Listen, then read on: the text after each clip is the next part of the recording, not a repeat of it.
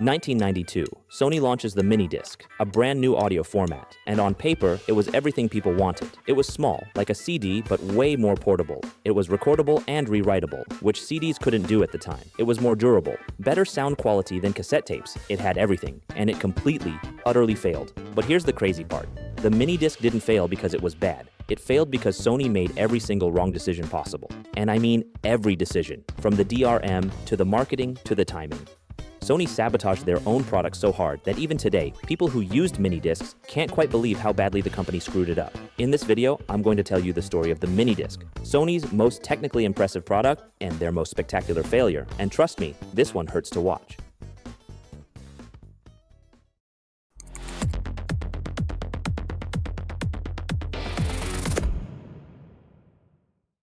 So, to understand why the MiniDisc exists, you need to understand where Sony was in the late 1980s. They were on top of the world. The Walkman was a cultural phenomenon. Literally everyone had one. Sony basically owned portable audio. But there was a problem. The Walkman used cassette tapes, and cassette tapes kinda sucked. The audio quality degraded over time. The tapes got tangled, they wore out, and you couldn't skip tracks. If you wanted to listen to song number 7, you had to fast forward through the first 6. It was inconvenient. CD solved some of that. Better audio quality, no degradation. You could skip tracks instantly, but CD were fragile. If you dropped it, it scratched. And worse, you couldn't record on them. Regular CD were read only, so you couldn't make mixtapes, you couldn't record from the radio, nothing. Sony saw an opportunity. What if we could combine the portability of a Walkman with the quality of a CD and the recordability of a cassette tape? That was the vision, and that's what the MiniDisc was supposed to be. And honestly, they nailed it. Technically, the MiniDisc was incredible. It was about half the size of a CD, but it came in a protective cartridge so you couldn't scratch the disc inside. It held 74 minutes of audio, same as a CD.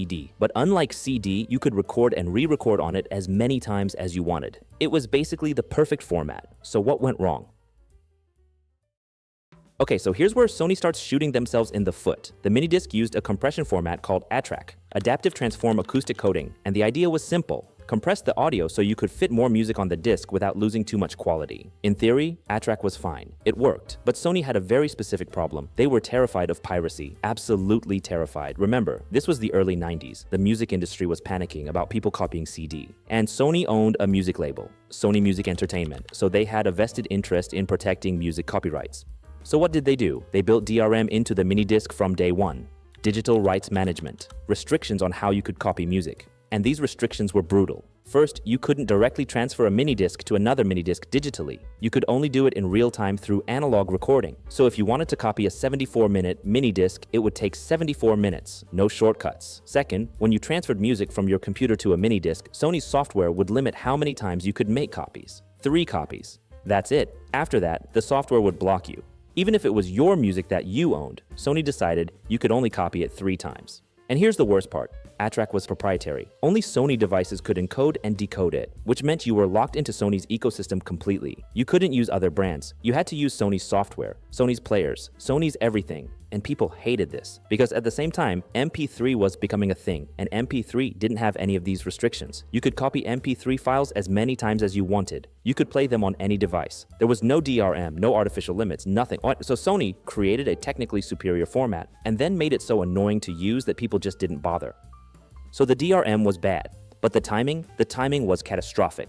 The MiniDisc launched in 1992, and 1992 was the worst possible year to launch a new audio format, because CDs were dominating. Everyone was buying CDs. Record stores were full of them, car stereos had CD players, home stereos had CD players. The entire world had just spent the last decade transitioning from cassette tapes to CDs, and Sony walks in and says, hey, here's a different format. It's better than CDs in some ways, but you'll need to buy all new equipment. And by the way, it's more expensive. Nobody wanted that. People were done investing in new formats. They had just finished replacing all their cassette tapes with CDs. The idea of starting over again was exhausting. But here's the truly insane part. Sony helped create the CD. They developed it with Philips in the early 80s. The CD was their baby. And now, in 1992, they're trying to compete against their own format. They're literally fighting themselves. And it gets worse. Because while Sony is pushing MiniDisc in the West, they're also pushing CDs. Same company. 2 competing formats. The marketing was schizophrenic. Sony couldn't decide if they wanted people to buy CDs or MiniDiscs, so they tried to sell both at the same time. It was confusing and it diluted the message. Meanwhile, in the mid-90s, MP3 technology starts spreading, and MP3 changed everything, because suddenly you didn't need physical media at all. You could store thousands of songs on your computer. You could share files over the internet, and by the late 90s, MP3 players started appearing, small portable devices that could hold way more music than a mini-disc ever could. The mini-disc was trying to solve a problem that was about to become completely irrelevant. Physical media was dying, and Sony didn't see it coming. So, the DRM was bad. The timing was bad, but honestly, Sony could have recovered from that if they had just marketed the minidisc correctly, but they didn't. They completely botched it. In the United States and Europe, Sony barely pushed minidisc at all. The advertising was minimal, the product was expensive, and it was only available in specialty electronics stores. Most people didn't even know it existed. But in Japan? In Japan, Sony went all in. They marketed it heavily. They got musicians and celebrities to endorse it. They put minidisc players in cars, in home stereos everywhere, and in Japan, the minidisc actually succeeded. It became genuinely popular. Japanese consumers loved it. Recording studios used it. Radio stations used it. It became a legitimate format. But Sony didn't use that success to push it globally. They kept it isolated in Japan. And because of that, the rest of the world never took it seriously. It became this niche Japanese thing that Westerners barely understood. And then there was the product confusion. Sony released dozens of different minidisc models, portable recorders, home decks, car players, professional equipment. But there was no clear product line, no simple way to know which model you should buy. It was overwhelming. So, compare that to Apple's approach with the iPod years later. Apple had one iPod, simple, clean, easy to understand. Sony had 17 different mini disc players and nobody knew which one to get. The message was lost, the brand was diluted, and the average consumer just walked away.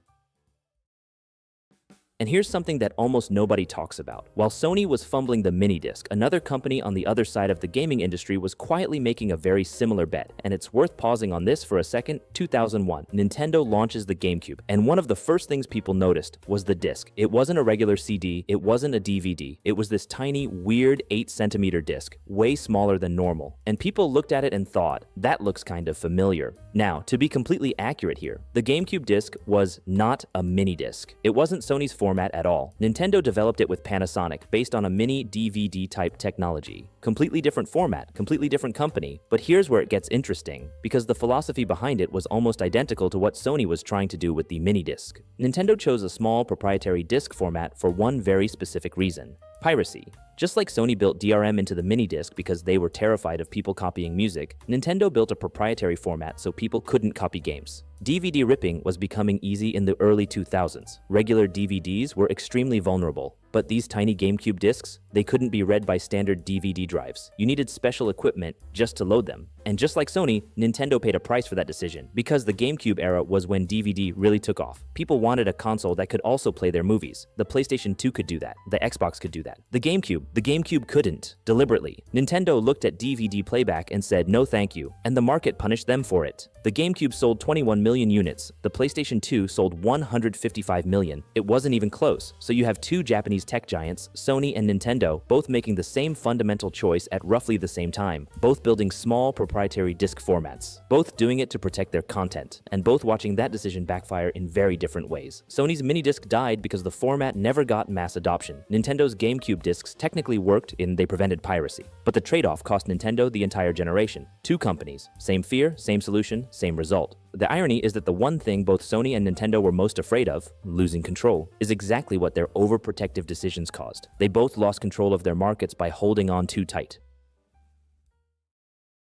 So by the mid-2000s, the minidisc was basically dead in the West. Sony kept making them in Japan for a while longer, but eventually even Japan moved on. The iPod took over, streaming took over, physical media became obsolete. But here's the thing, the minidisc wasn't a failure because it was a bad product. It was a failure because Sony made catastrophically bad decisions around it. The technology itself, brilliant, genuinely ahead of its time in a lot of ways. Think about what the minidisc offered in 1992, recordable optical media in a portable format. That was revolutionary. And if Sony had just made different choices, if they had ditched the DRM, marketed it aggressively worldwide, and positioned it as the portable recording solution, it could have dominated the entire 90s. But they didn't. And that's why I call it Sony's best failure, because it's not like the Betamax where you could argue VHS was just good enough to win. The minidisc was objectively better than cassette tapes. It was more versatile than CDs. It had real advantages. Sony just fumbled it at every single opportunity. And weirdly, the minidisc has this cult following now. There are communities online of people who still collect minidisc players, who still record on them, who genuinely believe it was the best audio format ever made. And you know what? They might be right. For a very specific use case, portable recording with decent quality,